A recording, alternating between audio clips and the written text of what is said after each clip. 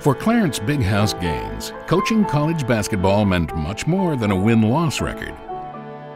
It meant coaching young men to leave their mark on society, helping boys become men, and giving his players a chance for a college education. It meant helping young men become somebody in the game of life. Born in Paducah, Kentucky on May 21, 1923, Clarence Edward Gaines was the only child of Lester and Olivia Gaines. From his parents, he learned the importance of hard work and social responsibility. He credits the quiet, firm manner his father used to raise him as his guide in dealing with student athletes throughout his coaching career. Blessed with height and athletic ability, Clarence became an outstanding football player and earned a college scholarship to Morgan State University in Baltimore, Maryland. It was at Morgan State where he first became known as Big House, thanks to James Carter, who commented the only thing he'd seen bigger than Clarence was a house. Named an All-American twice and All-CIAA 4 years, Gaines excelled as a tackle for the football team. While he played basketball for Morgan State as well, it was on the football field where he shined the most. After graduating in 1945, Big House took an assistant position coaching all sports at Winston-Salem Teachers College, which is now Winston-Salem State University. In 1946, Gaines became head coach and athletic director at the ripe young age of 23. Gaines coached both football and basketball until 1949, when he gave up his football duties and chose to become basketball coach while still retaining the title of athletic director. For the next 43 seasons, until his retirement in 1993, Big House Gaines built a first-class basketball program at Winston-Salem State University, winning 828 games, 12 CIAA titles, and 1 national championship. Certainly Coach Gaines had, as I call, the whole package. He knew the game of basketball. He was able to teach the game of basketball. He was a great leader and cared about the people, and his teams played hard. I mean, they were afraid not to, but yet, and he's a bright man about basketball.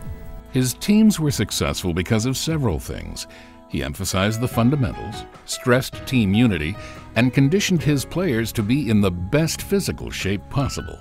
He employed a personal network of recruiting where he relied heavily on the word of trusted friends and former players concerning young talent.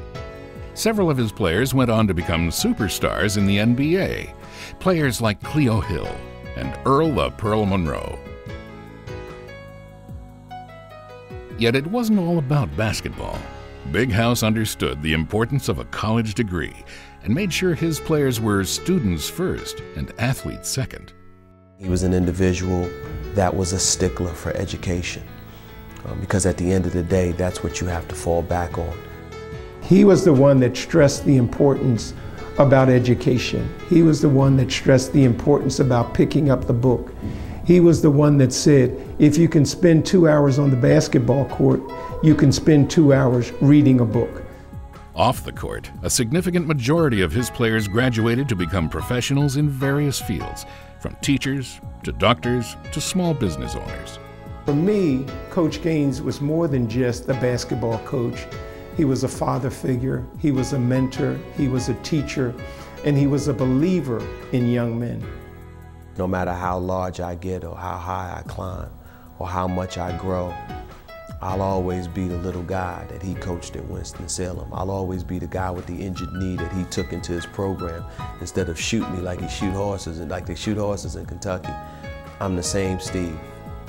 I'm not Stephen A to him. I'm Steve. I'm Saul, whatever other nickname he tried to come up with. But I'm always his guy, and he's family. Through it all, Coach Gaines has remained a true family man, committed to his wife of over 50 years, Clara, and his children, Lisa and Clarence Jr. Coach Gaines speaks fondly of what his wife, Clara, means to him.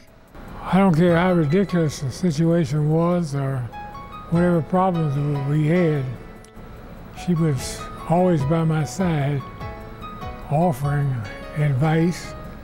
In other words, it was that oneness, the unity that we had between us, that I think made our family successful.